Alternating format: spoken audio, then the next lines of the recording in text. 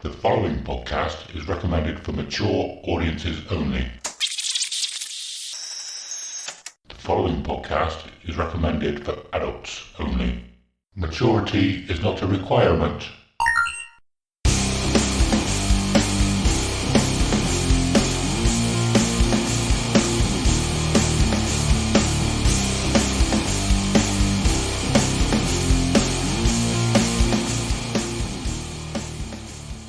Hello and welcome to episode 53 of Dear Download, a podcast where we get to share our most intimate and treasured memories of Download Festival. We'll talk about each year, the bands we saw, the bands we missed, and everything else noteworthy that happened across the weekend. Also, we'll touch upon any news, other festivals, and the music industry past, present and future. This week we are talking about Bloodstock Festival. Simon, how are you doing, my man? Yes, hello, sir. I'm good.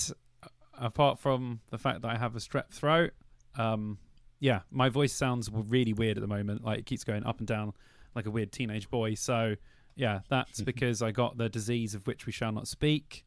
Ends in C, ends in D, and then after that, I decided to go to Bloodstock Festival. So I'm all right.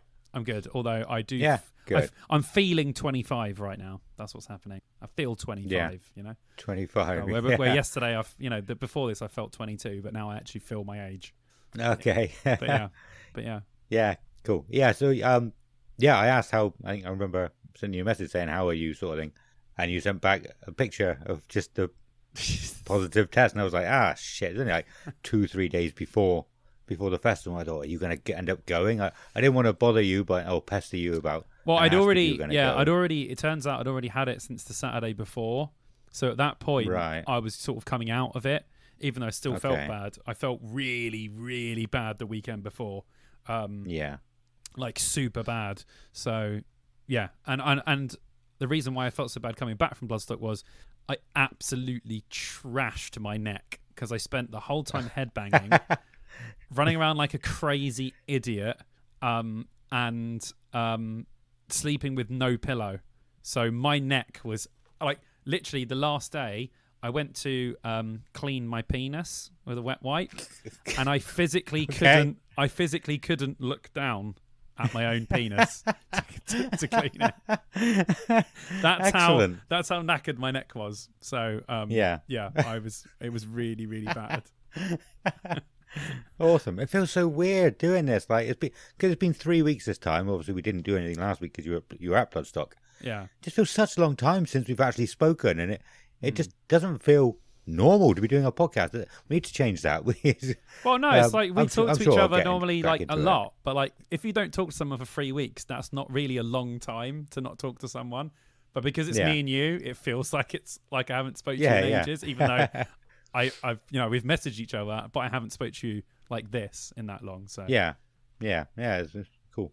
But glad you had a good time. Yes. I will want to ask lots and lots of questions in a little bit. I want to know if there was any bin jousting. I will divulge that information to you shortly. Yeah, cool. But yeah, I'm doing all right. You haven't asked, but I'm fine. Thank you. No problem. How are you? Good, man. Cheers. I'm good. Yeah, I'm all right. Thank you. We're sort of fully into the summer holidays for the kids now. Nightmare. It's going all right, actually. Yeah, it's going all right. Because I can see in the street some parents, they really look like they are struggling. Like, the ones that just have like 2 or 3 kids and they're out of an age where they're just probably being really annoying. And some of the parents look very tired. Some of the people in work today genuinely look like they were like wanted to die. So I was like, yeah, you've got kids. So it's good. You're not having too much of a bad time of it. Yeah. No, well, I mean, Nova had her birthday a couple of weeks back now. It was on the 3rd, 2nd even. Sorry, it was the 3rd. So we went out for the day for that. But she's also still in nursery at the moment. So and she goes to nursery through the holidays still. Okay. So we have some good time with Soren as well because we haven't really had that much since she came along. So it's nice. But yeah, no, I'm not pulling my hair out as much as I thought I would be. We've done a few good things. We've been to like soft plays. We went to this Sunday just gone. We went to. You went to 2000 Trees. You saw soft play? No. Oh, okay. Soft play, fuck's sake. No, soft play is you probably don't know because you haven't got kids. It's basically loads of climbing frames and activities you can do, and everything is soft and there's no hard bars or anything. I know what soft play is. I know. I was taking the piss, but because Nova's so little still, we still have to go in with her quite a bit. It looks a load of fun. Like it looks like get rid of the kids and let me have a go because that looks really fun. Some of them do adult nights as well in them. That would be cool. Probably can't drink because everyone would just be sick everywhere by running around. I wouldn't need alcohol. Not if I've got climbing frames. If I've got climbing frames, I do not need it. Climbing frames or swings, I don't need booze. I'm just on it. Yeah. Well, there was like a fireman's pole in one bit, and we were trying to get up it, and so I had to not climb up it like a not like climb up it with my legs and feet around it. There was like a ledge, and I put my feet on the ledge and pulled myself up, and I was like, oh, that was all right, and sort of had to sort of swing myself around and push myself backwards onto the ledge. Yeah. And there was another one, and I thought, that was all right, I can do this. And I had no upper body strength left to do the second one. I was like, I was thinking about when you said you were doing what was it? It was rock climbing sort of thing, but I can't remember what you called it. Oh yeah, I was doing indoor climbing. Indoor climbing, and I was like, I'd be rubbish at that. I have no upper body strength. Well, I mean, I managed to do the first one, so I have like one upper body strength, and that's it. And I couldn't believe it. I'm so unfit.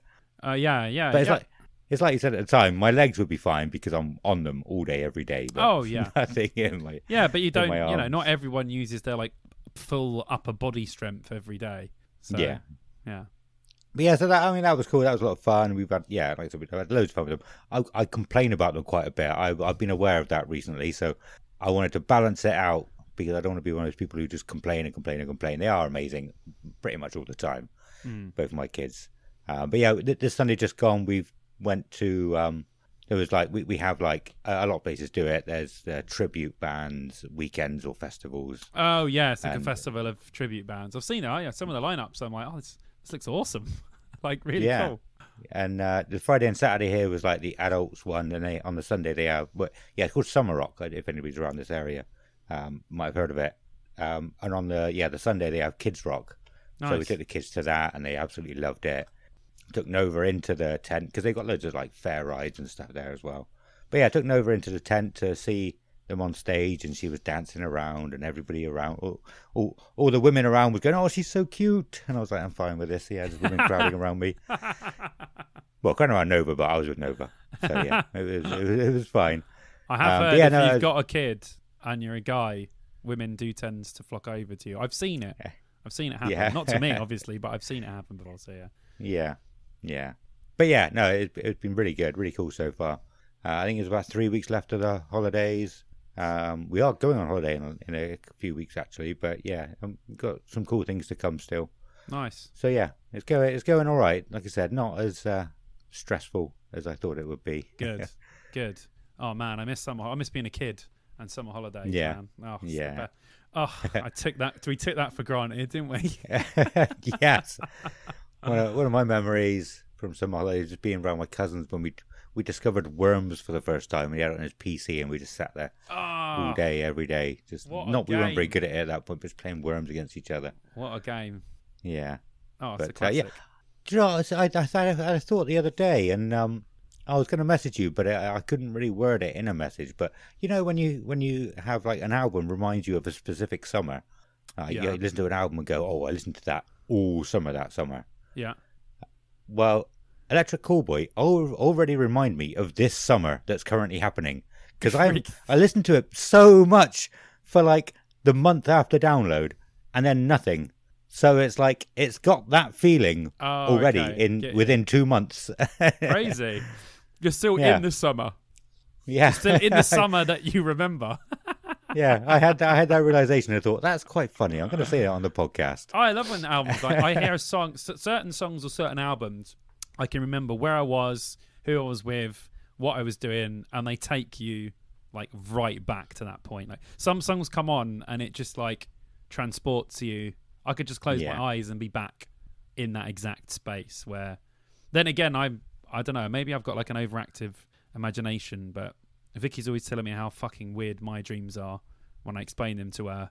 And I don't know, I'm just very, like, you know, when I close my eyes and I picture something, I can see it clearly, like, you know, in clear detail. So maybe some people... Like, smells do that for me as well. Like, Vicky's like, you're such a smelly person. I went, what do you mean smelly? She went, well, you know, you always smell things. Like, if I pick something up, I sniff it. Or if I grab that, I sniff it. Or I smell the clothes. I don't know why, like, but... And that happens to... It's perfume that does it to me. Perfume and aftershave.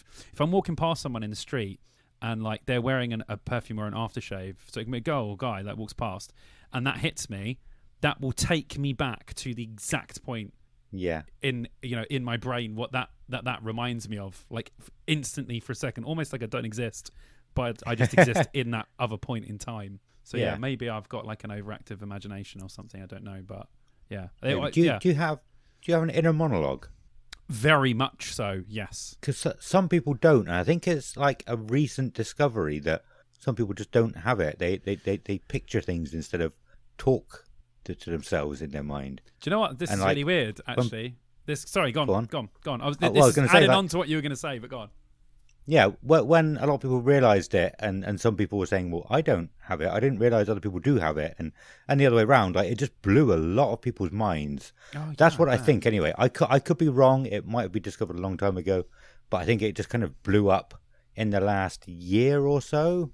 And a lot of sort of the general public have realised it recently. Maybe scientists knew about it a while ago. Well, me and Chids at Bloodstock were talking about people that have Tourette's, where you have no filter and no monologue whatsoever, and the first thing that you think that, you know, someone who doesn't have Tourette's would not say, someone with Tourette's just says it. You know, you might think something offensive in your brain, and you're like, well, I'm not going to say that, am I? I'm going to say it's going to go through the filters and do something. But if you have Tourette's, it's just instantly, you know, goes straight to your mouth. And we were just talking about how interesting that would be if you developed it and what sort of stuff you would come out with. I don't think people would want to know what I'm actually thinking in my brain. So it's probably a really good thing that I have an inner monologue that no one else can hear, because there's probably some fucking weird shit going on there. But yeah, it's just interesting. It's weird because we and Chids were talking about that at Bloodstock. So well, that's been happening to me loads. I am the main character of this story, and everybody listening, you are all... I don't want to say this because it's so fucking big-headed. I don't believe it, but I've been aware of this thing for a while, like I am the main character, Truman Show kind of thing. Yeah. And so many things happen, and I'm like, that's happened for a reason. I was just talking about that 2 days ago. I believe that. I saw two of my cousins in the same day that I haven't seen, like separately, that I haven't seen in many, many years. There's a thing... I can't believe I'm fucking going into this, but you got me started. So there's a theory, or there was a theory, for GTA 5. I might cut this bit out and put it at the end, by the way, guys, because this could be a bit too much to start the episode. To start the episode, and a bit boring, and people might... Deep. Bloodstockers who are coming here for the first time might go, this is not for me. So, if you want to hear about why I'm the main character, stick around at the end. And we're back. Sorry about that. We just went off on one a little bit. We decided we're probably actually going to put that out as like a little bonus episode for the Patreons, because we've missed a week this month. So they're supporting us, so we thought we'd give it back to them. Yeah, we went off. We went off on one. We want to talk about Bloodstock, but we did not talk about Bloodstock. So. No. Oh, one thing you mentioned earlier that I want to go back to, though, about gaming. So it's not about what we just spoke about. We were talking about like albums taking you back to a summer, and I have that with so I was delivering to, like, there's loads and loads of blocks of flats on my round for about a year, the round that I was on, and I was listening to a podcast most of the time I was on that round, and I came off of it, and then any time I go back into any of those flats, all the stairwells smell exactly the same. They have the same smell after, like, what was it, about 3 years ago I was on that, more than that. Wow. 3 to 4 years ago I was on that. But yeah, as soon as I walk into one, I have that smell, and it reminds me of the podcast I was listening to as well at the time, and it's really, really cool. No, I love that. It's weird, isn't it, how it can trigger that, like, in your brain. Yeah, it's really cool. And that's something I wanted to ask in the Discord recently as well. Like, I want to know other people's like albums and what summers it takes them back to. Because, was it System of a Down's Mesmerize takes me back to a particular summer. Or, like I said, I've got loads and loads of albums that take me back to a particular game. I never used to have the game music on. Stone Sour's first album reminds me of, what was it? I can't remember. Dragon Quest games? Was it Dragon Quest? Something like that? Breath of Fire. One of the Breath of Fire games. And, I wanted to ask that in the Discord, find out what other people's are. I want to do that in an episode. We're going to talk about music for games at some point as well, aren't we? Definitely. Yeah, we're going to do another movie one. We're going to do another film one. We're going to do a game one. British comedy one. We got a lot of stuff coming in this year. So we'll do all that. Definitely. So when we're going to do it, I'll put it out, or you can just tell us what it is anyway. But also on that, the episode we said we were going to do for the download listener edition. Yes. Loads and loads of you wrote in. That was amazing. We haven't done anything yet because I didn't really know how to do it. And I just kept putting it off because I didn't know the best way to do it. So I'm sorry. We appreciate that you did it, that you wrote into us and told us everything about what you thought. We will do it at some point, but I just don't know when. So I just want to say thank you for all doing that. And apologies for not getting out yet. We will do it. Yes. Yeah. Maybe even wait until before next year. Do it before the build up for next year and say, this is what people thought last year. Yeah. Maybe. I don't know if we want to wait that long. We'll see. Yeah. It's been a while, so I want to bring that up. We should start talking about Bloodstock. I want to know if you really love me. Bloodstock. Okay. Where do you want to start? At the beginning or? With Ronnie. Was Ronnie there? No, he was not.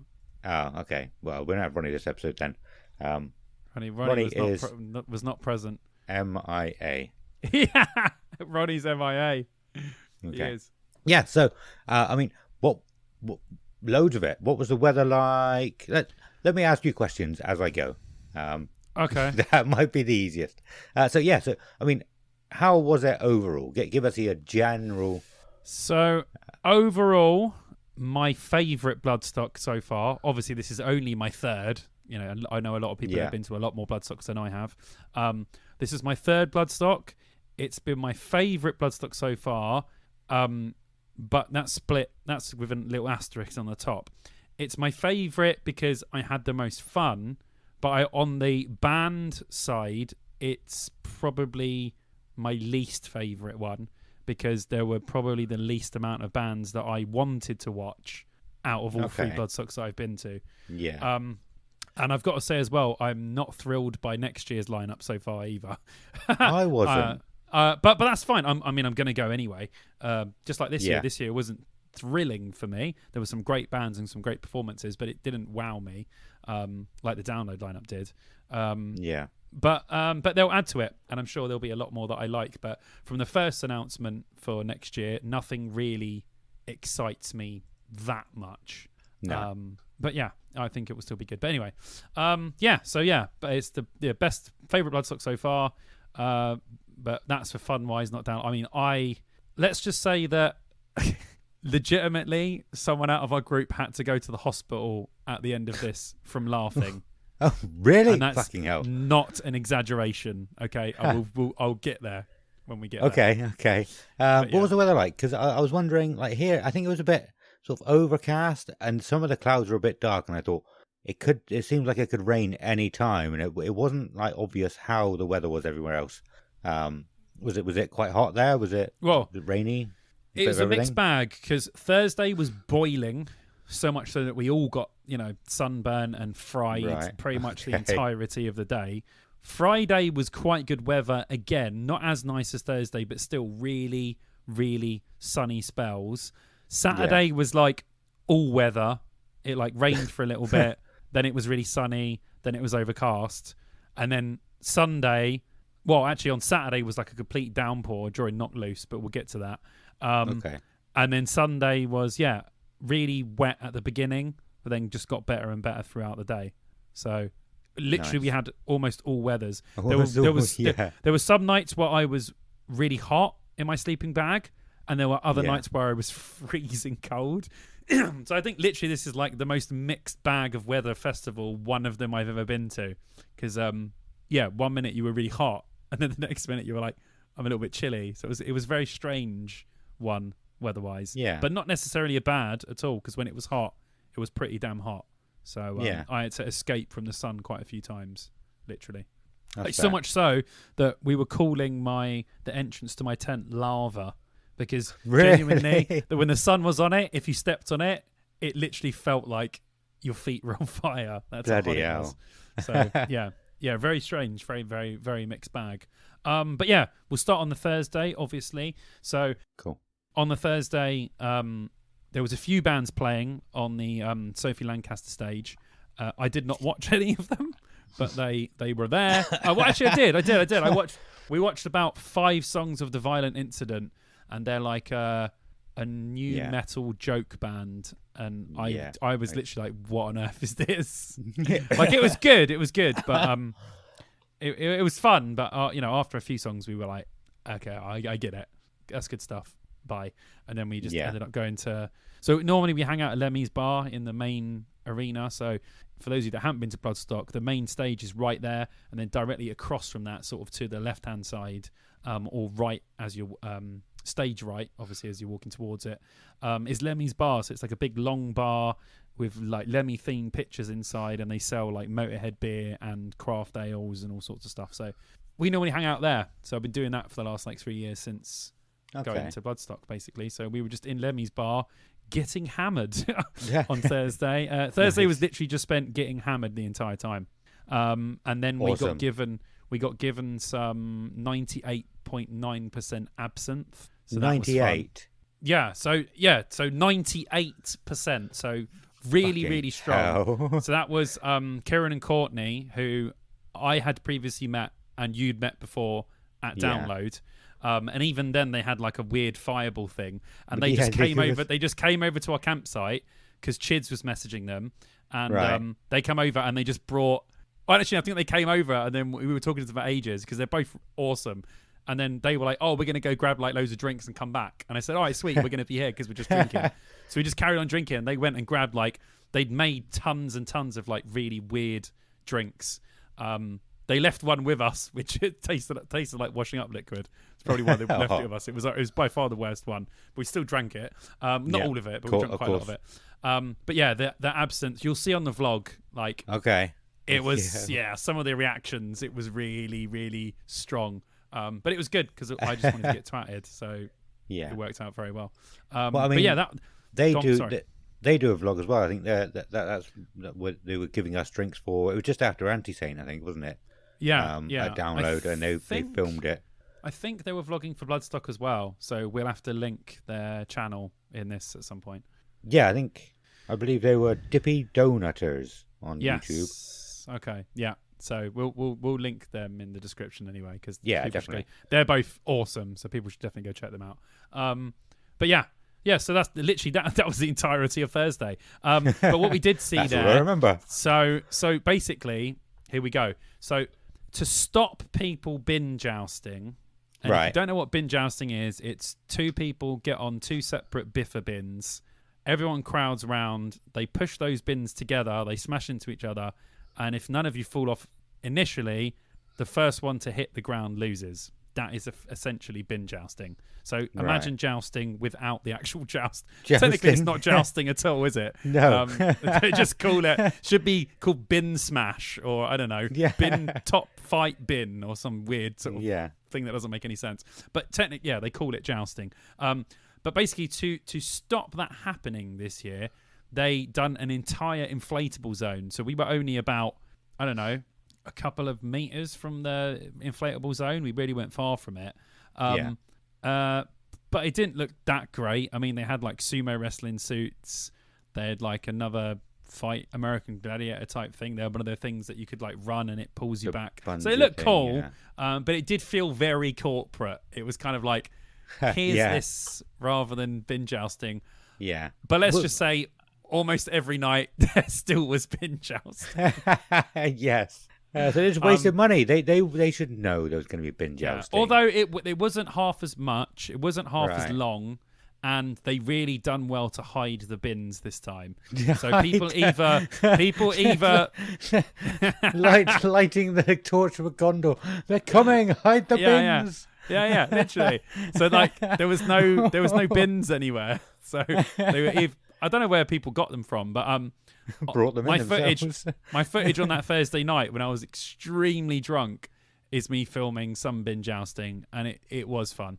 But I only watched it that night. The rest of the nights I wasn't really interested. I was just like, we were all doing other stuff. How big was the area for the inflatable bit?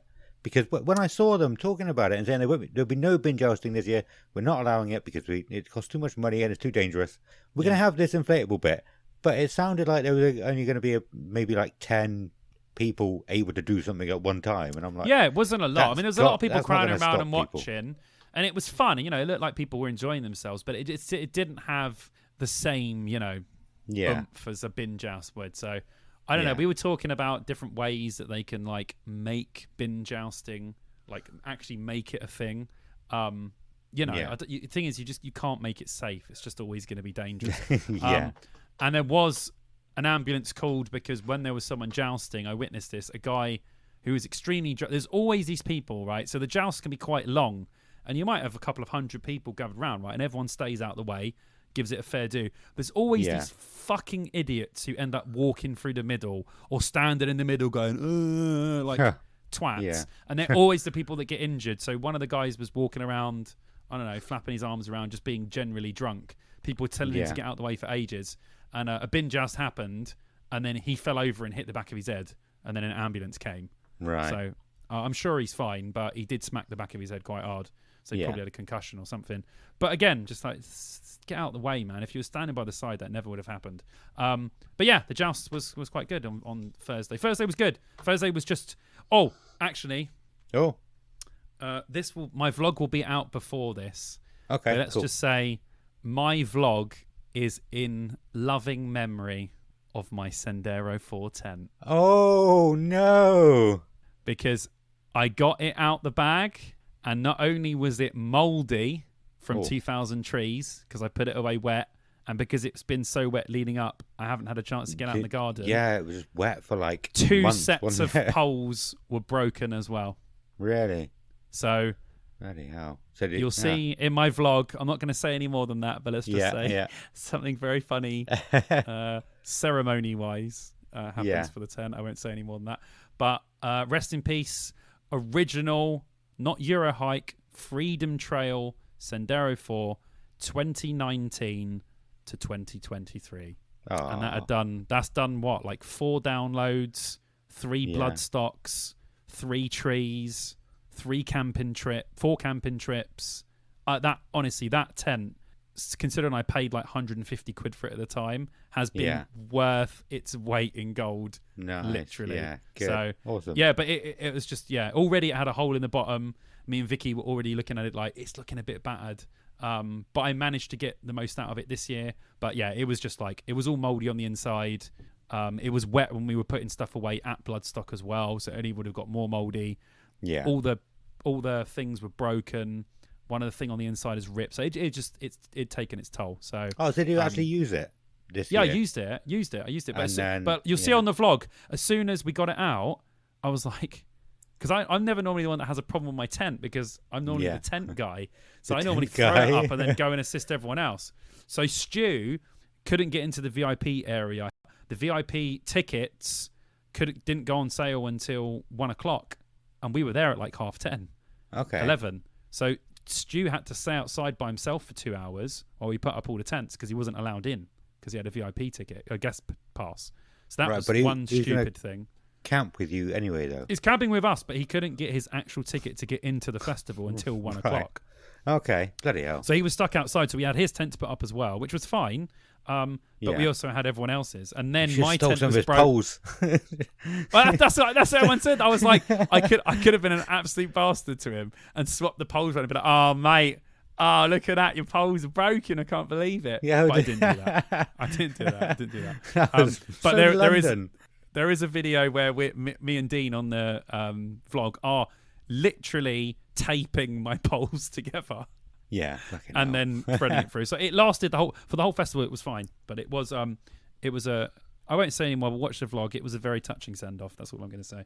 But yeah, so this is another thing I had to mention. The original Freedom Trail is no more. So I will be purchasing a new Sendero 4. When it won't be a Sendero 4. It'll be Sendero 8. It's going to be a 6 or an 8, my friend. I think we may go bigger. I want more. Yeah. So I'm not sure. We'll discuss it, but it's either going to be a 6 or an 8. Yeah, nice. Definitely. But that means then that the porch bit I bought now will no longer fit on our tent because it was specifically for my Sendero 4. So I might have to sell that. Okay. Which is cool. It's like a Van Gogh. What's it called again? I can't remember. Anyway, let's not talk about tents. Yeah, that's fine. So basically a lot happened on the Thursday. It was very like one thing after the other. Like very, very cool. But yeah, very good. The inflatable zone, not great. But I must say the vibe in the campsite in Midgard was fantastic. Loud the entire time. Even when you were going to bed at like 2 o'clock in the morning, everyone was still raving and partying, which is brilliant for me. I love it. I hate to be stuck in the quiet corner or in quiet camp, which apparently now is called blue camp in Download. It's nice. It's nice to be in the thick of it with everyone, you know, like old blue camp used to be, where it's just constant noise. And I'm like, this is amazing. So yeah, Thursday was great. A very, very grandiose day. Then I woke up on Friday and actually felt pretty good, which is surprising considering we had literally been constantly drinking the entire day. And obviously I'd only just got over my sickness as well. So even the morning before I wasn't feeling great. But I did start to feel much better. And we thought, okay, we're going to go see some bands today. It's Kill Switch and In Flames Day. Like it's going to be amazing. So yeah, it was good. So again, we just stayed at the tents for a little bit, had a little bit of drink. Then I think Alex and a couple of people went in quite early to watch a couple of bands. I think we got in about 11ish, so not too late. And we were just at the bar drinking. I think, was this the day that was this the day? It might have been the Saturday actually that we watched To Obey a Tyrant. Okay, don't worry about that. Okay. So we went in and we were like, okay, we'll go in, we'll drink. I think we walked around for a bit. We just like poked our head into some tents and watched a couple of things, little bits, but I can't remember which bands they were. I was just standing there talking to people. Again, thank you very much to everyone that came. So many people came up to me this festival and said hello and told me how much they love the YouTube. Yeah, so nice. Thank you very much. I love you, which was great. I met a load of really, really cool people and cool people that I see at every festival as well, which is great to bump into the same people over and over again. You know, bumped into the same people that I've met at Download, Trees and Bloodstock, which is great that we all go to these same festivals. So, wicked. Yeah, nice. That's cool. But the first band that I properly stood there and watched was the deathcore metal weird mix Fit for an Autopsy. I've heard of them. Yes, I have enjoyed their last album very much, and me and my friend Lewis, who also camped with us, who I didn't know was coming. He's a person that I like very much, and Shane just didn't tell us that he was coming. And then when we were talking, he was like, yeah, I went to Download, and I'm like, you went to fucking Download, and you didn't tell me. Yeah. So he was also at Download, so apparently he just turns up at festivals and doesn't tell me he's going. Yeah. But that was cool. But we were talking about how much we like Fit for an Autopsy. They were very, very good. Really heavy.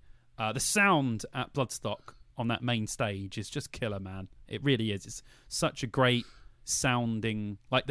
even the New Blood stage, which is, a very small setup, still had oomph to it. So... Slam dunk, take note. Any festival. In fact, these speakers attached to my PC are probably more powerful than your main stage speakers are. I just real disdain for Slam Dunk after going. Sorry, people. What are we talking about? Hate for Slam Dunk? No, Bloodstock. Bloodstock. But Fit for an Autopsy were very good, very good. And it was nice to hear something again on that main stage, just with a bit of kick and oomph to it, and just be like, oh, yes. Very good. And then again, we went back to Lemmy's bar, started getting on the beers again. Watched Heaven Shall Burn from there. Met a few people from Cheltenham, which was nice. Just started bumping into everyone. Like, this festival was a festival where so small, I bumped though, into. isn't it? Yeah, I kept bumping into people. Like, I was like, dude, and the people kept bumping into me. I was like, what the hell's going? Is everyone here that I know? Like, this is amazing. So I had like such a good vibe as well. Like, not only was I drunk, drinking with all my mates, and we were having such a great time, I was also bumping into a lot of people that I know. So that made the whole time even better. So we watched Heaven Shall Burn from Lemmy's bar, just drinking, watching a couple of tracks, talking to people. So that was cool because you can hear the sound really well from there. Then main support for the evening was, of course, In Flames. Yes. So we went back wanted to know how we went back to the tent and loaded up. Yeah. And then we always forgot that it's not a 45-minute walk from your tent to the entrance. Yeah. It's about literally 3 minutes from where we were camping. So we kept on loading up and then getting to the entrance and going, oh shit, yeah, we have to down it. Should I just say one thing though? You'll see on the vlog, I snuck beers in every single time I walked through because they had what me and my brother like to call shit church. What? Which is a shit search. But we like to say shit church. Oh, right, shit okay, church. yeah. So it was a shit search. I got one in every. The only person I saw that got caught was Shane, who he had a battle jacket on and he put it in his like pocket. And there was one woman who went, "Can I look?" And he went like that. And he went, "Ah, fuck." I was like, "Why don't you just put it in your back pocket?" That's what I was putting in mine, and they weren't looking. I was just putting my t-shirt over it. Oh, one thing as a caveat: got all the way to Bloodstock and realised I'd forgotten my battle jacket. I was going to say ticket then. And I have a Bloodstock, not Bloodstock specific, but my black. I've got a blue one and a black one, and my black one is the one I wear to Bloodstock. Okay, and I fucking forgot it completely. So no battle jacket this year, which felt really weird walking around without it, because I love my battle jacket. But oh well, it's no big deal. But anyway, In Flames were incredible, absolutely brilliant. They played all the hits, along with a lot of new stuff, which was really good. But yeah, overall, excellent. Because it wasn't the last time, it was the time before I saw In Flames, and they were extremely disappointing. And I banged on, before that, I banged on to people. I hate when this happens, when you bang on about a band being really good live, and you take other people, and then they're not as good, and you're like, oh, for fuck's sake. It's like last year when I took Shane and Laura to see Sleep Token. And Sleep Token are never bad, but it was almost like someone had turned the volume down. Right. And I was like, you're literally watching one of the greatest live bands on mute, pretty much. That's the only time I've ever experienced bad sound at Bloodstock was that gig last year, the Sleep Token, which was really disappointing because I was like, you have to see Sleep Token live because they're fucking unbelievable. Yeah. Especially like, in a small place, not in the middle of the day, in the evening where they are best. And the performance was good, but the sound was not great. So yeah, that annoyed me. But anyway, In Flames, yes, very good, excellent. Definitely would see them again now, because before I was a bit dubious, but I really, really liked it. And they played like Leeches and all the like good stuff that they've got basically. So yeah, I was very, very. It was a really good support for Killswitch, because it really got you in the mood for like that metalcore style of music. Heaven Shall Burn done that as well, because I know they're heavier than In Flames and Killswitch, but they still have that kind of edge to them as well. Yeah. Okay. I know. I was curious about In Flames because I'm the same as you. I think I must have seen them. I think it was 2008 that they weren't very good at Download. Yeah, God, that was terrible. But I don't think I've been impressed with them any times I've seen them. And it's a similar story to what I say about Korn. I don't think I like Korn live very much, even though I love Korn. And I think I like In Flames more than I like Korn generally on CD. Okay. But I haven't seen them. Well, I haven't enjoyed them live ever. So I want to enjoy them live. I want them to be good. I want them to do it for me. Yeah. Well, I think if you saw In Flames now, that might be possible. Yeah, I don't think I've seen them live since 2008. Okay. Yeah. Well, now I would say go and see them. Yeah. So I think that they'll be really, really good. So obviously things have changed, but I do specifically remember that 2008 Download one, and I was just like, I'd literally seen these guys the year before and they were fucking amazing, and now they shit. Yeah. Sounded like crap. Do you know what? Not many people sounded good that year. Skindred's performance, I remember being really good, but the sound was crap. Incubus sounded like absolute trash, and so did In Flames. There was some sound issues that year. That was that one year where they moved it, didn't they? Yeah. And then they were going to move it. So, yeah, it's a bit dodgy. But yeah, anyway, Kiss were great that year. Anyway, this is about Download. This is about Bloodstock. I was doing, just one thing, I was doing some research for like the YouTube stuff I want to do. Hailstorm have played Download 5 times. 3 of them, 2012, 2016, and 2019. Wow. They played all of the wet years. Jesus. In their name, Hailstorm. Yeah, well, we know what's going to happen if they get on then, don't we? Yeah, I thought it was interesting when I saw that. Anyway, carry on. Bloodstock. Right. We'll see if hopefully they're not on next year's. Well, they were last year, and it was good weather, so. Oh, they've broken the spell. Yeah, and the first one they played, they did like 2006, I want to say, I think. Oh, that was a good Something year. like that. Yeah, and that was a really good year. So the 3 out of the 5 middle ones were wet. Oh, yeah. Yeah, well, 16. Jesus. But yeah, I just thought that was interesting when I saw that. Yeah, that is. I like your fact finding. Well done. Yeah. Anyway, sorry. What were we talking about? Oh, yeah, Bloodstock. Killswitch, you were going to... so... Say more. Then it came to Killswitch Engage. Now, I am a massive Killswitch fan. Yeah. They were probably, they were one of the first bands that introduced me to proper bands that combine, obviously apart from Slipknot and stuff, but I mean bands that actually were really metal-y, but also had elements of like clean singing and stuff. So, yeah, I have very good memories of I remember seeing them, 36 Crazy Fists, and 5.0 at the Astoria in 2002. I think it might be 2002 or 2003. So that's how long I've been a Killswitch fan. Yeah. A long fucking time. So to see them finally headline a festival, although it be a small one, a very good festival, I was absolutely thrilled. Now, you obviously have 2 Killswitches. You have the Killswitch with Howard, and you have the Killswitch with Jesse.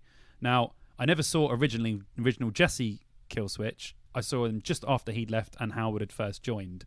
So right. Okay. I only ever knew Howard for so long live, and then obviously Howard left to do his own thing, and Jesse is back. Now, in my eyes... Okay. I didn't actually know any of that. Well, I knew there was 2, but I didn't know. Yeah, so Jesse was the original singer for the first album, Killswitch Engage, and Live or Just Breathing. Then he left, and then Howard took over, and then End of Heartache came out, which is easily one of their best albums. Yeah, I knew that, and then that's about it. Yeah, and then he done Daylight Dies, and then Killswitch Engage, and then a couple of others after that. Then he left again, and then Jesse came back. So they've only ever had 2 singers, but they've just swapped. They've done songs together and that, and Killswitch Engage since Jesse come back have been very, very, very good. Okay.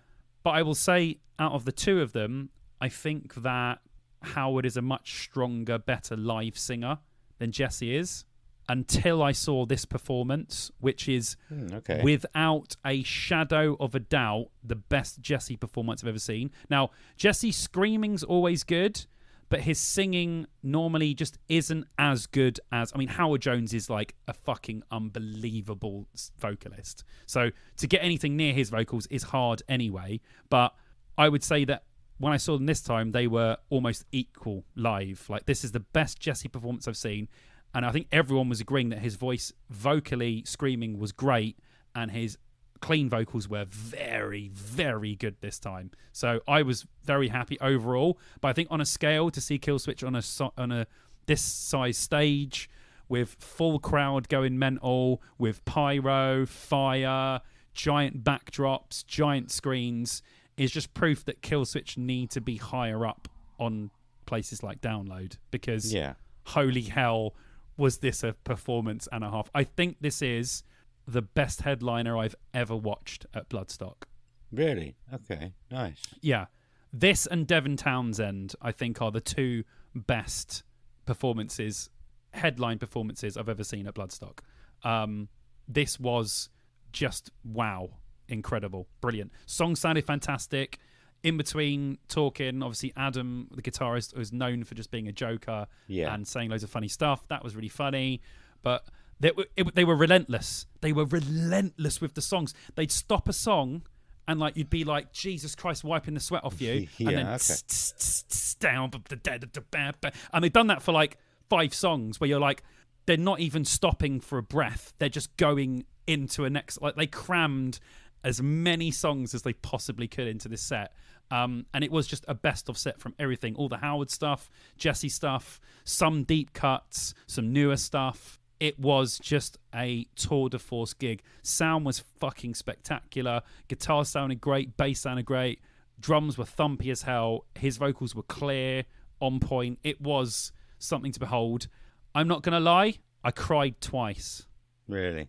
Yeah. I got very, very emotional during this set. And that rarely happens to me.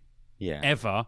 And, you know, music does stuff to people, obviously. Of course it makes me feel emotional. But, yeah, I couldn't stop myself. I was literally just bawling while singing. I was... this really, really, really got to me. It was like... I don't know, it was very strange. I've never had that at a gig for a long, long time. But it brought up, like, a lot of, I don't know, weird feelings. I was happy, obviously. It's not like I was crying out of, like, happiness, you know, like being so happy about being there, and just a lot of emotion came out. Plus, I got on Stu's shoulders twice. He's a very big man, so that was cool. I was on his shoulders like that, and I was filming for him at the end. Oh, nice. Yeah, it was like everyone around us was great. All the people next to us, we were playing like rock, paper, scissors with them before. We were just drinking. It was just like the vibe was full point. Band-wise, absolute highlight of the weekend. Although there were some other good bands that we'll talk about, that is literally just the pinnacle of Bloodstock for me so far. Out of the 3 I've been to, is Killswitch headlining that stage. Fuck, it was so good. So good. You have made me want to listen to them a lot more now, even though you're not trying to convince me or anything. I said that a few times about you and your ability to do that. Like I've always said, I've never been the biggest fan. I do like the stuff. We're not going to get back into that. I do like them. I do like a lot of their songs. Yeah, you said that you listened to stuff and you were like, do you know what? Yeah. I actually think they're pretty all right, man. They're good. Yeah. So I was like, yeah, they are good. You should listen to them more. Like, yeah. It's very rare that I'll put an album on and listen to it all the way through and try and see what I think. Yeah. But I do like them, and I've never listened to them that much. And I'm like, no, I just need to listen to more already. Like, yeah, I mean, they're a great band. So I don't think I've listened to much with Jesse singing. Okay. When they brought out the Rose of Sharon at the height of that boom of music when it came out, that was massive. And I went and bought the album. I wasn't that keen on that album. I don't really know why. I'll maybe give it another listen now. Yeah, it's a great album. I think like when Jesse came back. So my favourite album is the second Jesse one, which is The Live We're Just Breathing, which I think is the best Killswitch album. I think you told me to listen to that before. Yeah, that's good. End of Heartache's great. I mean, they're all good in their own ways. But I think that Jesse's comeback album in 2013, Disarm the Descent, is I remember listening to it at the time and just thinking, I'm unsure about him coming back, if it's going to work. Yeah. I listened to it and I went, fucking hell. There is, he's obviously been saving this material for a long time, not being in the band for 10 years or whatever it was. But I was like, that is fucking hell. Wow. Disarm the Descent is one of those wow albums. It's like shit. So yes, they played a lot of that, obviously. But yeah, it was just, it was great. I can't put into words how much I enjoyed Killswitch Engage headlining. It was just so good, and everyone as well. Me and Shane were just headbanging for the entire thing. I looked back and there was just Stu going mental, and I was like Alex, everyone was just fucking the whole time just going for it. And everyone just it was really good. Everyone was singing all the songs. So, but yeah, I won't bang on about too much. But if you're not a Killswitch fan, but yeah, very, very good. Best headliner I've seen, definitely. Nice. Second to that, Devin Townsend was also spectacular at Bloodstock as well a few years ago. But yeah, it was a great way to end the Friday. I expect a lot of Killswitch fans have had this conversation with people at some point over the years, but it's never really clicked for me. Like the fact that it's accepted that they have 2 singers, and it's people are just like, yeah, it's cool. We have Howard, we have Jesse, and and it's just imagine Slipknot with another singer. And it's like Yeah, people will go, "Oh, and I prefer this singer, and no, I prefer Corey." Like it just blows my mind. Like all of a sudden, I think it was because it wasn't like a Bruce Dickinson, Blaze Bayley situation where, although I think Blaze Bayley is a good singer, there's varying differences in songwriting and actual singing. Where Howard and Jesse, it was like, this guy's great. Oh my god, well, this is going to be like, oh, this guy's fucking amazing as well. Yeah. And then the other guy, he leaves, and you're like, oh. But then the other guy comes back, and you're like, oh fucking hell, he's just as good as when he left. So it's like Killswitch fans are like, everyone has their favourite, but no one is saying either of them is bad. Yeah. Like, so you could listen to a Jesse song and be like, that's incredible, and then listen to a Howard song and be like, that's incredible. So and now they've done songs together for Killswitch. So I was going to say, I think I've heard that. Yeah. Like, I don't follow them that much. That blew that like Killswitch community was like, what on earth is happening? Man, I feel bad that I missed that now. Like, missed being part of that and hearing it. It was like a metal Avengers multiverse. Yeah, when they were singing together, like you're like two timelines have crossed here, and like what on earth is happening? But yeah, it's good. Anyway, I really like Killswitch Engage. If you haven't noticed, Okay. Yeah, let's move on. Anyway, we'll move on. So, but anyway, on the Friday, this is what I was going to say earlier. When we started talking, this might be in the other bit that we cut out this episode, but so on the Friday night, we got back and we were very tired. So we went, let's go back. We'll have a few beers, we'll chillax, right? And then we'll go out afterwards, which definitely didn't end up happening, by the way. We all went to bed. But for this reason, I started very drunkily talking about space. Right, for about 2 hours. And then everyone went to bed. I gutted I wasn't there. I think it was. I think that Alex was genuinely thrilled about the stuff I was saying. Yeah. And a couple of people were. Stu looked like he wanted to strangle me where I stood. Because I'm pretty sure that he really wanted to go out, and then I put everyone to sleep, and then he was like, I'm going to go to bed now. You bastard. So, yeah. I thought I was saying some very interesting facts. Apparently, I was like speaking a million miles a minute and just giving everyone these insane space facts and just wouldn't stop. And then Alex was like a kid where he's like, why does this happen? And then I was like, this happens because of this. Apparently, we were doing that for at least an hour and a half, and then everyone went to bed. So yeah, that was Friday. I did not know about that. That isn't what prompted me to want to talk about space earlier in the episode. No. Yeah, that's weird. I haven't told Adam anything about Bloodstock before this conversation, so everything I'm saying to you guys is all news to him. Yeah, I have not pre-said any of this to him before, so he's finding everything out for the first time. Yeah. But I will say, actually, I forgot one thing. So on the Thursday, we went to the silent disco in the evening. Okay. We didn't go to bed. We just got hammered and stayed out really late. But yeah, we went to the silent disco. Although it was good, it's still not a patch on trees. Obviously, that is by far the best silent disco, I will say. There was only 3 channels, and you couldn't turn the headset down. So the one at Trees you can turn down because I don't like the music blasting necessarily. But the music was just like thumping in your ears, which was good. But after a while, I got a bit annoyed.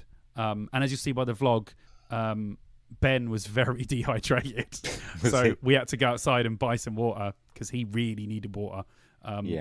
Yeah, he looked like he was going to pass out any second, but you'll see that on the vlog anyway. There's me and him drunkly downing these bottles of smart water just to try and get some lubrication. I don't think he'd had a sip of anything but alcohol the entire day, and it was so hot. So poor Ben was like dying in this tent singing. So we had to leave at that point. Yeah. But anyway, so that was Thursday and Friday. Then on to Saturday, which began with so the band Earn, right?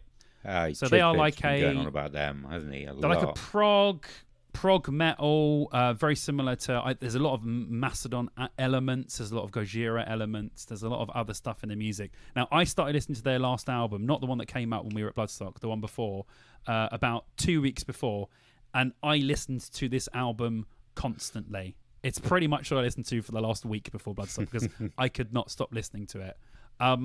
These guys are absolutely unbelievable live. to listen to them, you'd think there's 5 of them. They're a fucking 3-piece. Yeah. And it is madness to watch. As a bass player, to watch this guy play bass is nuts.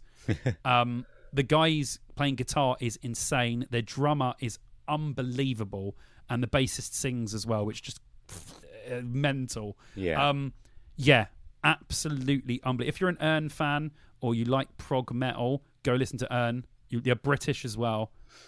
They are unreal. They just recorded their album with the singer from Gojira. The guitarist and singer from Gojira recorded their album, or produced it or something around that. I listened to it today. It's fucking amazing. I've listened to it once though, so I can't give like a review on it or anything. But from what I heard, just amazing, like unreal. But I like prog metal stuff, and prog rock stuff. So if you don't like it, obviously you won't like that. But if you like your prog, if you like your Mastodon or your Gojira, listen to Ern, because it will be exactly up your street. Perfect. But they blew me away. And Ben is just a huge Ern fan. He has been for ages. Yeah. And he was literally like, dude, he's like, that sounded like the recording. Like they didn't miss a single fucking note of that complex stuff. Like, yeah, it was great. So that was a really good day to start, because Ben was like, dude, we have to go watch Ern. I think they're like the second band on. He's been saying it for ages, hasn't he? Like, I remember him saying it. I was like, man, I am not. Yeah, he turned me on to them. I was like, dude, I'm not missing Ern, like, whatsoever. So we went in, watched Ern. They were incredible. And then we were like, because it was very early, and we were like, okay, let's go Lemmy's Bar. Standard. So we went back to Lemmy's Bar, and then Royal Republic were on. They're quite good, actually. They're really like, I don't know, they remind me of like Queens of the Stone Age or something like that. They're quite like rocky. They're not really metal-y, but they're really fun. They've got loads of fun live songs. So we watched, kind of watched them while drinking and stuff. Then we went back to the tents and got even more loaded. And I knew, because Dean has been banging on about this friggin' band for so long, I knew that I had to go and watch Knock Loose. Now, I do like hardcore quite a lot. I didn't realise how disgustingly heavy Knock Loose were going to be live. Holy hell. The beatdowns, the breakdowns, oh my God, they blew. They were incredible, honestly. Absolutely unbelievable band that has made me want to listen to them now. Yeah. So whereas before I was just being told about how good they were, holy hell, this band is unreal. Crowd, probably one of the busiest I've ever seen on that main stage in the middle of the day. And there was a like freak storm halfway through the set. Yeah. So bad that they had to stop the band from playing. Really? Yeah, that bad. And that came for about 5 minutes, soaked all of us to the bone, and you'll see on the vlog how much water came down. And then the sun came out, and they just carried on. So it was really weird game of two halves, as they say. Yeah. But Knock Loose, if you like heavy stuff, like heavy metal, but you like that kind of hardcore weird, and the singer's voice is like, meow, meow, meow, meow. It's got like a really high-pitched voice for the music that they play, but somehow it really works. Yeah. So yeah, if you like any form of hardcore, I'm sure you know who Knock Loose are. But even if you're a metaler, I think you might like Knock Loose just for the pure heaviness of it. But yeah, I highly recommend Knock Loose. I did try and check out Knock Loose a month or so ago, and I don't think I was too much of a fan, but okay, yeah. I would probably enjoy it live. Yeah. Oh man, I know for a fact if you were standing there, you would have been like, "This is awesome, really good." You know, even if some bands just live, they just have that thing where they're just like, "Do you know what? I'm going to grab you by the balls and just fucking take you for a ride." So that was good. Yeah. Then again, I think we went back to the tents and got loaded, and then we wanted to obviously come back to watch Meshuggah. So yeah, we came, and I was like, "Are you guys ready for the weird timing mess that you can't headbang to the same timing for 2 minutes?" And everyone was like, "I am very ready for that." So we went. Yes, Meshuggah, very, very good. I love that sort of weird. You know, they're the originators of down-tuned, weird timings, fucking weird drum breaks over 7/8 guitar and then 4/6 triplets and all that bollocks. Just with the most disgusting down-tuned and the most amazing vocals over it. So yeah, I thought that they were really good. Good enough to headline the festival? Musically, yes. Although obviously they're a bit kind of, the lights and stuff were good, but they're a bit like Metallica, where there's only so much they can do. Yeah, so they perform their songs, they have some lighting, a little bit of pyro, then they go off. They don't put on a show because their music is the show, which is fine, and that's perfectly fine. So in performance respect, they were good. As a show, it wasn't that great. But I think that because the music's so weird and complex, and you know they are the originators of that kind of stuff, or definitely one of the original bands, they fully deserve to be there. So I really enjoyed Meshuggah. I thought they were really, really good. Nice. And then we, very much. Go on. Have you not? No. Just listen to the song. If you've never heard Meshuggah before, just listen to the song "Rational Gaze," and that will tell you everything that you need to know about Meshuggah. You're like instantly, because there's no intro, it just starts. So yeah, in typical Meshuggah fashion, it just goes. It's like we're Meshuggah, go. There you go. Sweet. Yeah, and then Saturday night we went back and we talked about space walked around the campsite. Talked about space some more. I didn't talk about space. I'm sorry, guys. No space today. So we just load up on drinks and then we walked around, and you'll see from the vlog. Let's just say Mr. Ben Chidzvidz was extremely drunk, and for some reason got fixated on the fact that Ozzy Osbourne cheated on his barber with Sharon. Okay, and then decided to go around and tell 150 people this fact. I am not surprised at that, Ben. yeah, you'll see the footage. It's bloody he was just so funny the whole weekend, man. He was literally, well, I'll tell you in a bit, but this evening he literally sent someone to hospital the next day. So our friend Lewis, I think he's already had it before. So sometimes you get like hernias, right? Because obviously you get pressure. It's where the tissue tries to push out, doesn't it, through the front, whatever. Yeah. But let's just say that Ben made Lewis laugh so... And I mean, I was dying. Like, I physically couldn't laugh. It felt like I'd done 1,000 push-ups from just laughing at Ben because he was just on top form. Top form. He made Lewis laugh... Top form. He made Lewis laugh so much on the Saturday night that on Sunday, we'll get to this, but we took Lewis to the welfare tent and they told him to go to hospital.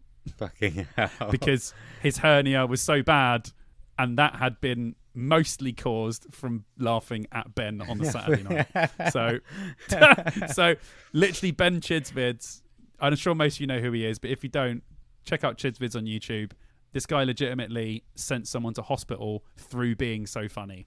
So, but as I said, watch the vlog if you haven't. Go and watch my vlog. It's on my channel, blah, blah, blah. But yeah, Saturday night was a good laugh. Yeah. So we walked around the campsites. We just wanted to get an idea. And obviously, people like Ben and Stu, obviously, have never been to Bloodstock before. So it was good to walk around with them to give them a scale of actually how big it is. Yeah. It's quite big. It's not the biggest festival ever, but it looks really small campsite-wise until you start walking around. You think, oh, actually, there are quite a lot of people here. So that was Saturday night. I just remember being extremely drunk. We walked around for a bit, got more drunk, laughed, and then went to bed. Awesome. That was it. I was looking around for any Hypnotoad action. Yeah. Unfortunately, there was no Hypnotoad action this year. Yeah. Because I've seen other people talking about it. Anyway. Were they? To do with Bloodstock. Yeah, I don't know whether they were referencing last year or whether it's something to do every year. But it would have made sense to have it this year because Futurama's back as well. Oh, yeah, of course. Yeah. Oh, yeah, I didn't see any Hypnotoad action. If someon did, then let us know. I bet you didn't did see it, but it told you not to remember. Ah, there you go. I got hypnoed out. Then it was Sunday.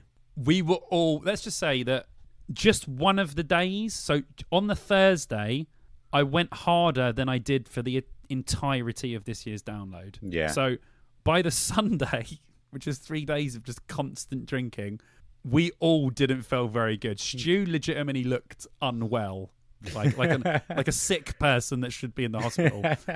But we all didn't look great. Should have gone with Lewis, shouldn't he? Yeah, we were all literally walking around going, and the fact that we just dropped our mate off at the welfare tent. And then he was told that he had to go to hospital. Didn't make any of us feel any better. No. So this day we spent just walking around all of the shops. Me and Alex were looking at some T-shirts. We were looking at patches, rings, just taking a walk around all the stuff that we hadn't seen the whole time, basically. We went to the gaming place, so we went in there, looked at all the video games they were playing. We got some. Obviously, we've done the standard Sunday thing. Got a Yorkshire pudding, which again was really, really good. It was just more of a chill day. We kind of sat back and watched people, but we didn't go forward and watch anyone. And then I think by the time Sepultura had come on, we had all left the festival, basically. Because none of us are Megadeth fans. I would rather go home than stand there and watch Megadeth. Sorry. Yeah. But yeah, so I never got to see Megadeth. We left probably around Sepultura time. Halloween cancelled. I know. Did you know that? Yeah, I did know that.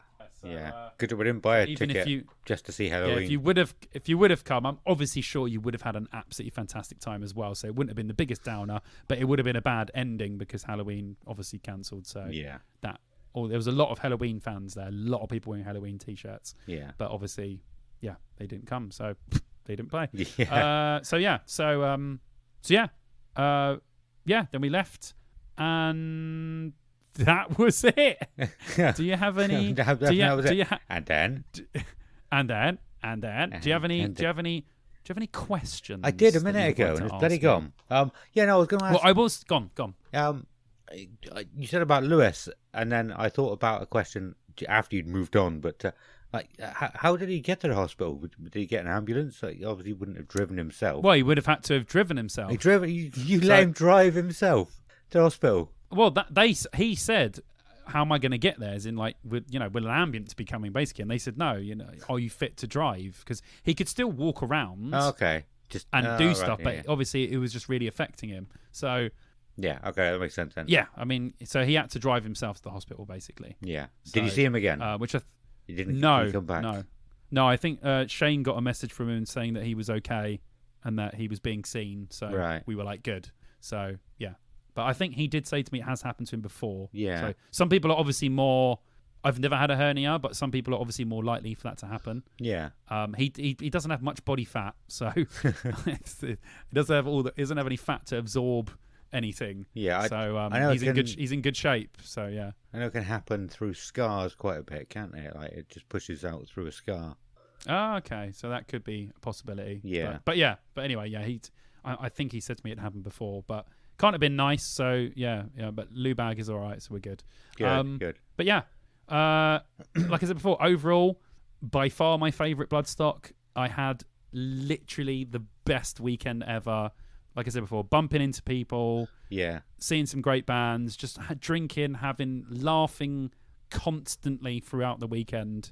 I must say actually as well, quickly, best toilets they've ever done at Bloodstock. Oh, nice. I did say before that Bloodstock by far had the worst. So, like, they were fucking really bad last year. This was amazing. Yeah. I didn't even go into one toilet that was disgusting the entire time. Some of them didn't smell great, but there was nothing anywhere. Like, they had cleaners constantly monitoring them, which they have had at previous years, but obviously they haven't been great because it was like, really bad. But yeah, this year toilets were excellent. Water points all worked. So infrastructure-wise, security were really nice, really lovely. They were shit shirts though, because I snuck a beer in every time. But it was only beer. It wasn't like I wasn't sneaking in anything mental. But yeah, I think overall I was very, very happy with the festival. And like I said before, even though I don't like the lineup so far for next year, I love this festival so much that I will 100% be going back anyway, regardless of who's playing. Yeah. Because I just have so much fun. And it really does feel like a community. Like, I recommend anyone listening that goes to download to go to this festival because you will love it. Absolutely love it. It's brilliant. Yeah, I'm surprised it doesn't just sell out what was it oversold? Actually, that's a question. Was it oversold? We said that because we said, the Sunday sold out. And then I think Stu said something about, oh, it's oversold. And then we all started laughing. We're like, yeah, it's overselling every festival now. I copied Stu's joke. What the fuck was I saying? Selling out, yeah. Festival people. Did it feel quite busy though? Oh yeah, no. Yeah, it felt busy. Although you could tell the difference between the days. So the Friday was really busy for Killswitch. Yeah. The Saturday wasn't half as busy as the Friday was, and then the Sunday was proper busy. Yeah, it really was everything. Yeah, you had like medium to very busy, which was the Friday. Saturday was like not that busy, and then Sunday was super busy. So yeah, it was kind of a bit of all really there. But you could definitely tell standing at Lemmy's Bar on the Saturday how much less busy it was than the Friday.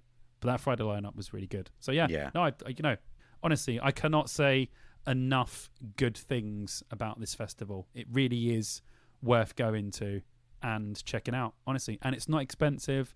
You can pay you can pay in installments. I think I paid installments of like £25 for like the last fucking 8 months because I was like, I'm not going to notice that £25, so I might as well just do it now because I know I'm going to be going to Bloodstock. I also bought my first piece of Bloodstock. I don't know why, but the last few times I went to Bloodstock, I didn't buy any merch, even though their merch is really nice. Yeah. Every year I see a T-shirt and I go, wow, that's lovely. I need to get that shirt. And for some reason, I never do. Probably just get too hammered. So the first day, I was like, right, we're going to the arena. I went to the arena and I bought a T-shirt straight away. I was like, I'm going to get a piece of merch this year. Yeah. And I got a really nice... I'll grab it. Only you will see it. This bit's for you. Yeah. That's fine. It's gone. Oh, that is cool. Very nice. That is really cool, yeah. I love that front. Like Leviathan. Yeah, there was a couple of others. Really nice. I was torn. It's wicked. There was that one, or there was like a red one. But I think I might see if they do a sale on their website.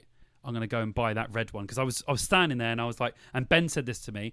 We both agreed the merch was so good. When he was standing there, he apparently he picked 3 different T-shirts that he wanted before the line had gone.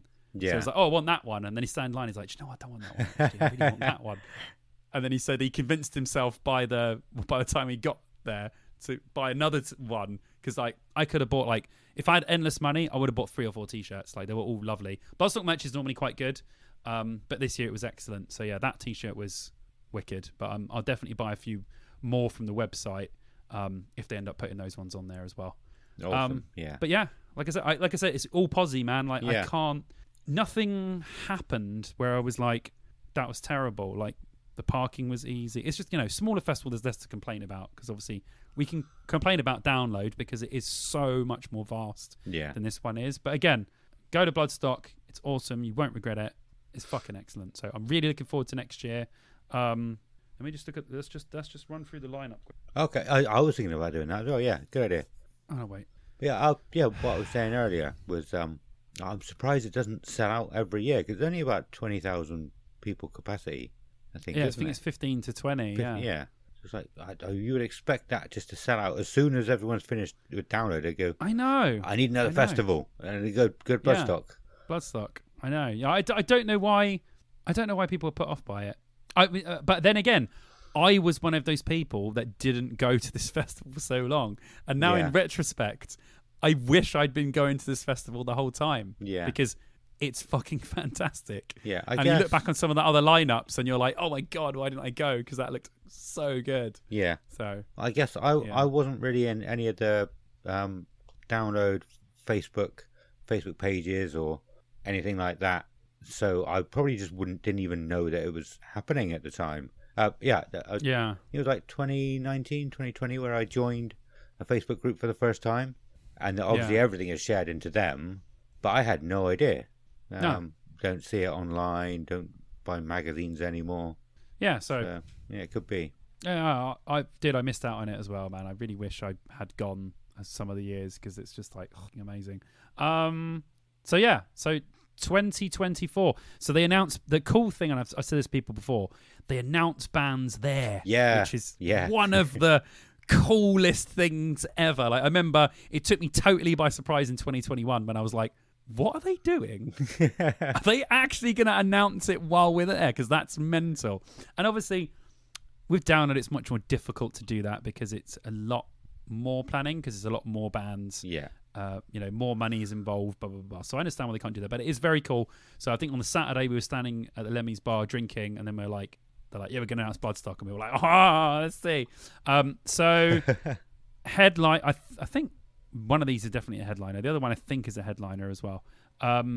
So Architects, obviously, that's a big deal for some people. Yeah. I'm not a fan of them. These were one of the bands that I put on my video that I done like a couple of years ago that said bands I just can't get into, because people keep telling me repeatedly how good this band are, and I listen to them and I get absolutely nothing from it. Yeah, me too. Which is sad, because so many people go on about them and say how amazing they are, but every time I listen to them, I can't fathom what other people are getting from it. Yeah. So I will try again. Yeah, I was going to say. Obviously, right now. Yeah, go on. Oh, sorry. Yeah, the same as you. I've never got into them, but I don't think I've really tried for a long time. So I probably listened to something maybe 10 years ago and I'm like, I don't like this. So yeah, I probably need to listen to a couple more recent songs. Yeah. I'll try. I'll try my best and really try and get into them. But for a lot of people, that's a huge deal, and it's a big deal for up and coming bands, shall we say? I know they're quite old now, but again, along the same lines of when Bring Me headline Download. Yeah. It's a British band that aren't an old school British band that are headlining a metal festival. So I understand that even if I don't like Architects, I will watch that set. Yeah. And I will appreciate it for, the new phase of bands coming through, which is exactly what we need in these festivals. And then Amon Amarth, who I think might be another headliner. I think they've headlined before. Again, not a band that I like at all. They're just not for me. I just don't. That kind of metal is not the kind of metal that I enjoy. I don't know. I don't know why. Big hairy men singing about like Vikings and shit. Apart from Maiden, obviously. Yeah. Yeah, I don't know. I just, it's just not my thing. But again, a band I will watch at Bloodstock, and I'm sure I will appreciate it and enjoy it. So that's another one. So hopefully there's another headliner in there coming up that I love to get me pumped. But they announced Malevolence, one of the best live bands you can possibly watch on the face of the earth at the moment are Malevolence. Yeah. So incredibly excited about that. Clutch, again, another band that I've been hammered for years, telling me how good they are. I can't get into them for anything, but they watched your video, didn't they, and went, let's look at all the bands that Simon can't quite get into. Did what? They watched your video, didn't they? Bloodstock, and booked all the bands that you can't quite get into. Yeah. They're all the bands you can't get into, apart from Malevolence. Yeah. Do it. But yeah, so Clutch, yeah, just not for me. Again, not really, just not something I enjoy. I don't really like that kind of, I don't know, it's like stoner metal, but it's kind of proggy as well. So I should like them, but for some reason I don't like them, which is really weird. So yeah, I don't know. Flogging Molly, the first band I ever watched at Download Festival. We've spoken about that before, but again, not for me, but I know how much people absolutely love them, and I'm sure it will be a lot of fun. Igor, not someone I've listened to, no, me either. But will check out. Rotting Christ, now they are a very good band. I've heard of them. Old school fucking death metal shit. I will definitely be checking them out. Septic Flesh, a band I've heard of before but never checked out. So again, sounds interesting. They have really, really nice band t-shirts. The Night Flight Orchestra, imagine if Ghost were even cheesier. That's the Night Flight Orchestra. They're fucking amazing. Did they play last year? They did, yeah. They headlined the second stage. Yeah. So really excited about. Hopefully they're on the main stage this time, because I think that they might be. Green Lung, another metal band that a lot of people go on about. Yeah. But I will check out. Unleash the Archers, I do have literally no idea who they are, but I will again listen. Hell Ripper, don't know who they are again either, and Infected Rain, don't know who they are. So obviously that's just like that's a very strange mix of bands. Yeah. but it's nice to sort of start the ball rolling. So I appreciate when Bloodstock do this early, but I will go. But I think for me to be really excited, they really need to beef up this, which they will, because obviously it's only like fucking 11 bands or whatever. Yeah. So there'll be a lot more to added. So yeah, hopefully they get a couple of bands that, two of my favourite bands cancelled, which was Static X last year and Devil Driver this year. Oh yeah, of course they did. Two of my favourite like metal bands, like Devil Driver. I fucking love Devil Driver. Static X love Static X, and they've both cancelled Bloodstock at different stages. Yeah. So it's nice for one of them to be on the lineup for next year. Would be good. Someone that's cancelled. Yeah. And Halloween. I've seen people asking Halloween. About them. Yeah. I'm really going to try and get there next year. I probably said this last year. I'm going to try and get there next year. It's held in the summer holidays, so I can get that off of work because the kids will be home. There you go. Parents, you just have to give the missus your. Wait, is your missus top of our league table at the moment on the fantasy? Yes. She killed it at the weekend. She knows what she's doing. Absolutely killed it. I'm not going to say I think she's going to win it, but she's good. Well, it's only one game, but she's done well. She's done very well in the first game. I'm 7th, so I'm only about 20 points behind, but she's done very, very well. So yeah, big up Kelly. Well done. She did take a screenshot and send it to me because Alexander Toon took a screenshot and put it in the Discord. Yeah. She jumped him after the Monday game. 1 point, yeah. Did you see Alexander? Alexander was at Bloodstock. Did you see him? I did, yes. Sorry, I didn't mention that. Sorry, yes, I did bump into Alexander. Yeah, he hung around with us a little bit on Thursday. And then he disappeared the rest of the time. I didn't see him once the rest of the time. I don't know where he went. But yeah, he just disappeared. So I think he popped over to see us and say hello. So that was nice. Yeah. Like I said, I bumped into so many people this year. It was great. So yeah, I had a amazing time at Bloodstock. Yeah, nice. That is all I've got to say about Bloodstock until I probably remember some more stuff at some point because I was very drunk. So, nice. Yeah. I like that. Fast show. So I mean, I'm looking forward to seeing your vlog. When is it going to be out? Is it going to be out? You said before this release. It would have already been out by now. So wait, when does this come out? Sunday. Yeah, so mine would have come out on Friday. On your regular day, Friday. Yeah, okay. Yeah, so my Bloodstock vlog will be out, or is already out by the time you listen to this. So go to my YouTube, Simon Bond, and check that out because it's a really good vlog this year. It's very funny. It's a very drunk one, which mine not normally like that. Yeah, mine are normally informative, and yeah, this one is not that. This one is a lot more.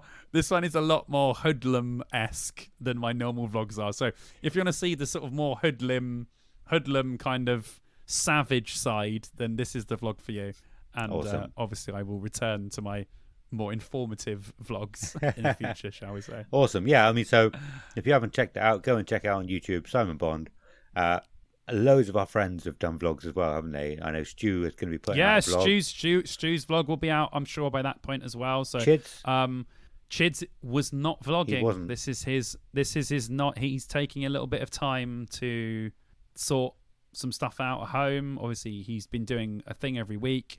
He's got a lot on his plate at the moment with work and all sorts of stuff. So he's taking a little break from YouTube. He's not quitting.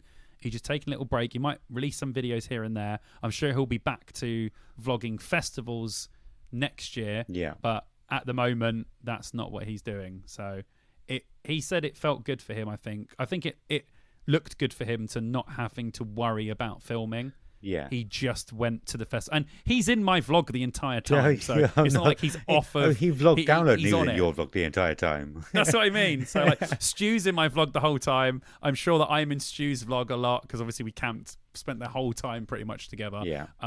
So I'm sure it will be great from both perspectives. But yeah, so it's the whole gang. It's very, very, very nice. And I know our friends over at Ready to Mosh, they actually had...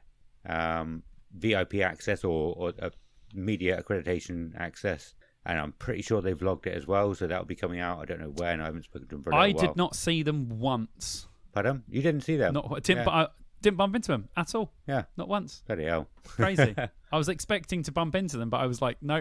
And then I saw their Instagram. I was like, oh, they were there. Yeah. Okay. I didn't know. Yeah. Totally didn't bumped into everyone else pretty much. Yeah. We obviously said Stu.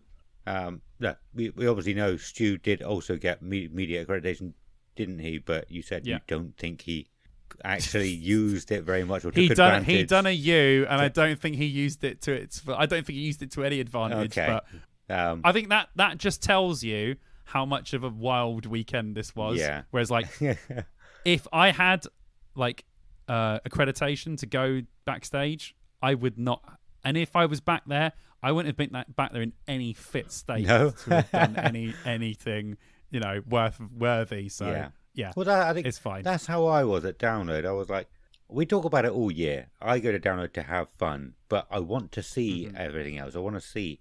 Yeah, that's fine. That's fair enough. But I obviously didn't have time this year because of the extra day of music and the drinking, too much drinking. But I just wanted to see more to be able to talk about it, and I talk to staff more than bands, to be honest. That's what I'd want to do. But next year will be different. Oh yeah. And we'll. I mean, next year I might actually apply for it as well. Yeah, you can apply for Download. We can apply for Bloodstock, which I don't think you did this year, did you? No. I did not. I just wanted to go, and I literally just wanted to go and have fun. Obviously, I was going to vlog and do stuff and talk about you for it. But this year, I just said to myself, look, me and Vicky obviously will most likely have a baby or have near having a baby at that time next year. Yeah. So we're really trying to sort of enjoy our freedom at the moment. Yeah. Because even though I still will be able to go to these festivals, and obviously I've already spoken to Vicky about that, seems as I do a YouTube and a podcast about them, I can't not go to them. Yeah. But we've really tried to enjoy all the stuff that we're doing at the moment, because obviously soon we will have a lot more responsibility. So yeah, we just try. So I was like, you know what? I'm not going to get accredited. I'm not going to do any of that for Bloodstock. I want to go there this year. I want to get wildly drunk with my friends and just have an absolute blast. And that's exactly what I did. Awesome.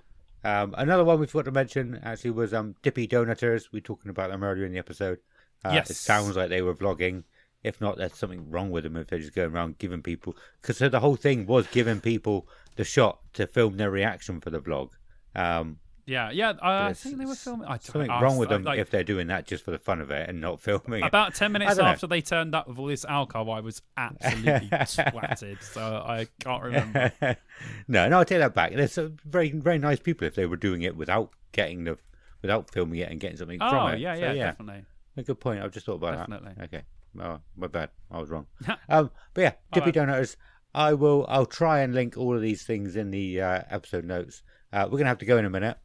I think that's at the end of the episode. Thank you all for listening. It's been absolutely awesome, this episode. I've really enjoyed. It's 3 years in a row now. I've really enjoyed hearing about Bloodstock, and I so want to go. Maybe next year, maybe not. I don't know. I'll work on it and see what I can do. I'm not going to get my hopes up too much because we already have kids, so we already have to look after them and make sure they're not like destroying themselves or the house or whatever. But yeah, we'll see. We'll see what happens next year. That's it for festival season for us for now, though, isn't it? That's it. That's it. That's the last festival. Yeah. I can't believe, honestly, I've crammed in Slam Dunk, Download, Trees, and Bloodstock all into 1 year. Yeah. which is a lot. I forgot about Slam Dunk. Yeah.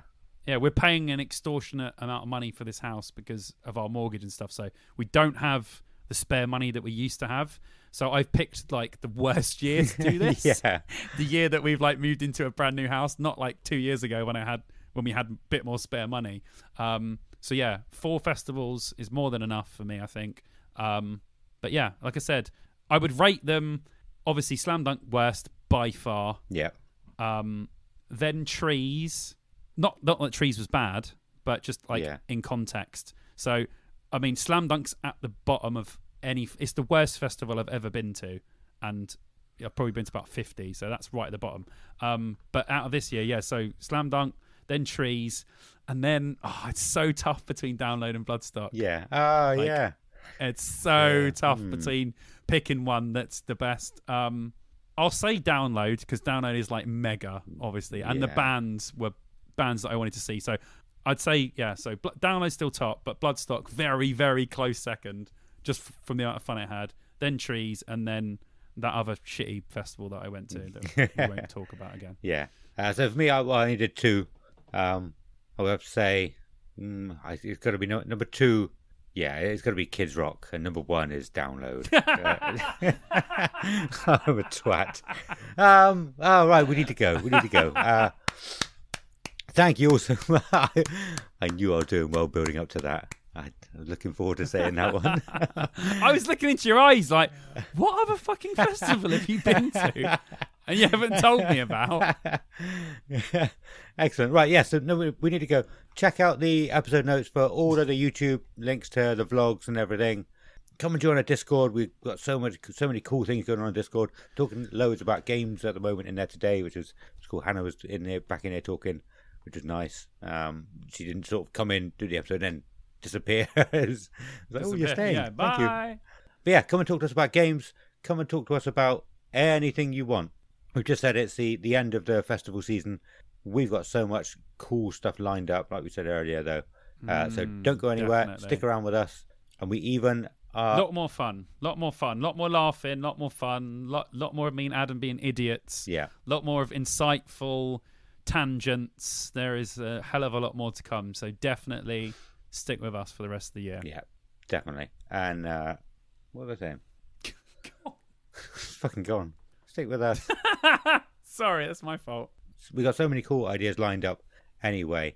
Oh yeah, and I was just about to say, if you want to become a Patreon and help support us, that would be absolutely amazing. We did talk about this only a couple of weeks ago, didn't we? Most people do sort of bonus content for the Patreons. I wasn't sure about that because it means having extra time. I don't have that much extra time, but this month obviously we will be putting out just a little something for the Patreons because we've missed an episode. But we will be talking about if there's anything we can do at like extra or bonus content. We probably can't do an extra episode because that's 2 hours extra. Well, we're doing other stuff at the moment. We're doing we are in the process of getting some designs made for some stickers, some wristbands, some t-shirts. We're looking into doing some really, really cool stuff. So we're just going through the sort of design phase with those at the moment. Yeah. And then we will obviously let all of you know as soon as we have, merch and stuff that we can, that you guys can get, basically. Yeah. And there's a lot. I jumped the gun a little bit on that, and I've been promising merch for a couple of months now. But yeah, we have decided we want to get it designed. I have a proper design for our logo. We're doing a redesign, basically. Yeah. We're doing a redesign of the whole Download thing. So the Spotify design might change slightly. Yeah. Just our sort of general theme might change slightly as well. So we're just in the early phases of getting all that mixed up, and then I'm sure after that you'll be fed up of it because we'll be putting it everywhere and on everything as well. On everything. And I didn't want to order a load of merch with the logos that we have at the moment and then change it in a couple of months' time. So we're trying to do all of that at once before regretting anything. So it is coming. I'm sorry, I've been promising it for too long. I've jumped the gun a little bit, like I said. So we have to say thank you to our Patreons, the absolute legends that they are. I hope you enjoy the extra little bit of content that we put out. I don't even know how I'm meant to put it out at the moment. I haven't even looked that up yet, but I know I can do it on Patreon somehow. So I'll work it out on Sunday. I hope you enjoy listening to us talking about space and theory, space monologues, theory, all sorts of crazy shit. Man, that is a tangent and a half. That one, wow. And we do have a new Patreon. He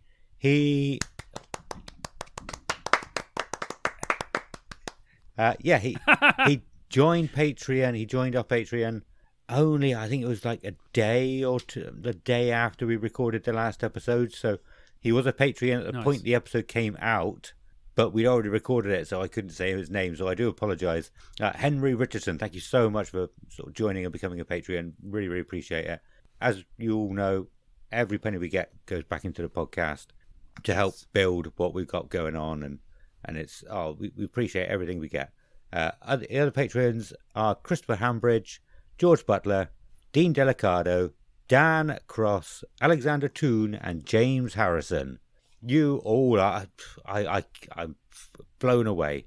Really am. You are all thanks, absolute dudes. legends. It's appreciated. Yeah, definitely. Very much so. When we're talking about doing a Patreon, we were like, do we do it yet? Is it too soon? Are we just going to be offering our Patreon out and no one wants to actually do it and we sound desperate? But yeah, it's so much appreciated and it makes me feel good. It really does warm my heart. Oh, yeah. That you appreciate us, you like us that much, that you are happy to support us on Patreon. So thank you so much. Like I said, really, you absolute legends.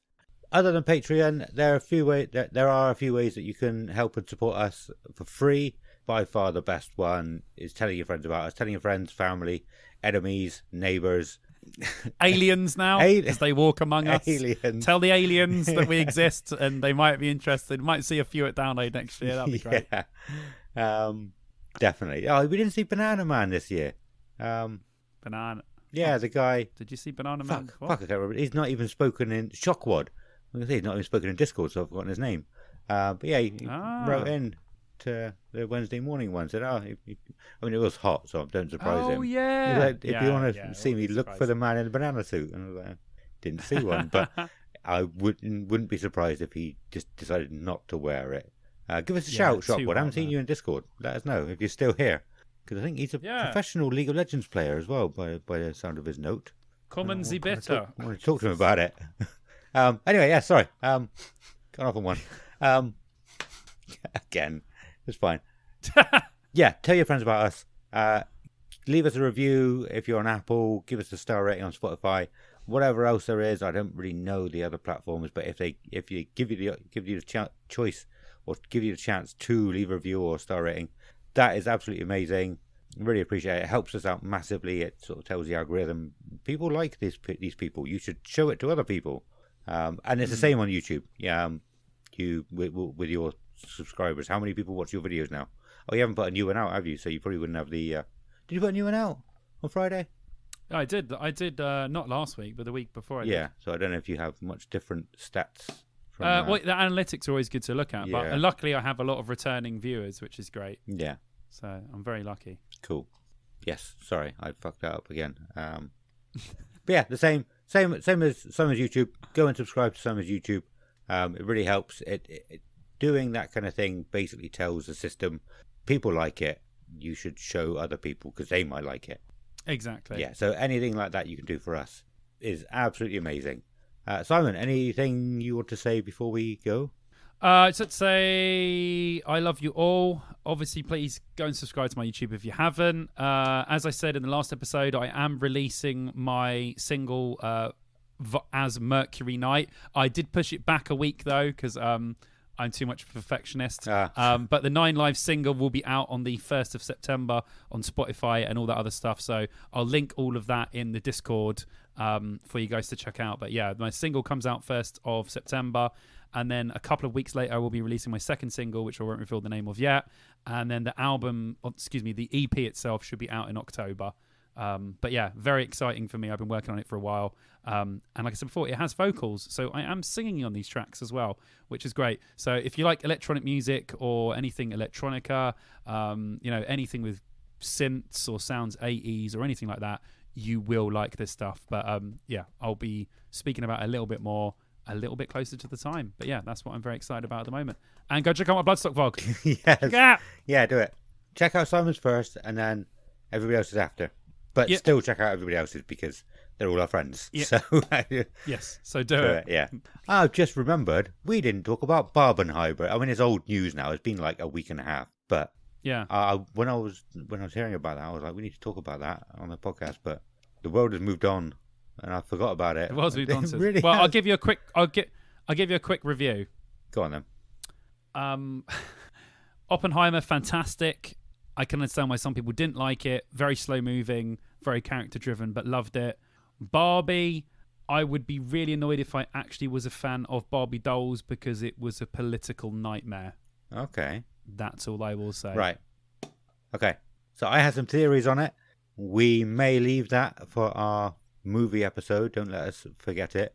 We will obviously be still having Chidzvidz and Seegers on if they want to come on. And Seegers, I have some analytics or some theories about Barbenheimer, and also about that blue and orange, the cover where it's like half blue, half orange. You've seen that, and like so many action movies have used that because they're like opposite colours or something. Yeah. I want to know more about that. So Seegers, get prepared. I want to know everything you know about that, because because I noticed it. Well, no, I saw something about it, and I've noticed it all the time since. And I'm like, why is that so effective? Why do people use it so much? But so we will. Okay. That'll be for our movie episode. Maybe even next episode. We haven't got a plan for next episode, I don't think. Well, don't let people know that we don't have plans. Okay. We always have plans, guys. That was an outright lie. Okay. Right, so we're going to go. Thank you all for listening. It's been awesome. I've enjoyed this one. Simon, would you like to say goodbye? Goodbye. And I too would like to say goodbye. Goodbye. I too would like to say goodbye. That's fucking...